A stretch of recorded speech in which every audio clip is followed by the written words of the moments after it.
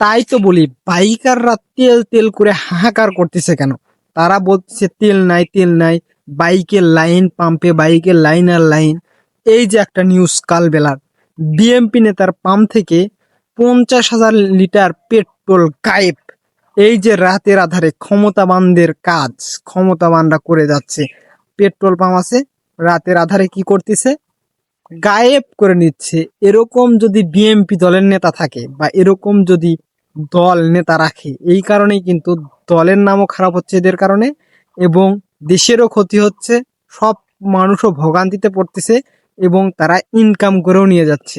এই জন্যে মানুষ বলতেছে এইগুলো নেতার কারণে তারা এতদিন 17 বছর খায়নি, এখন তো একটু খাবেই, তাদেরকে একটু খাইতে দেন।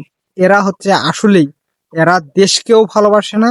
এরকম নেতা বিএমপি দলকে আমি বলবো, এরকম নেতাকে আপনারা, বারবার আমি বলে আসতেছি এবং বলতেছি যে আপনারা এরকম নেতাকে বহিষ্কার করুন।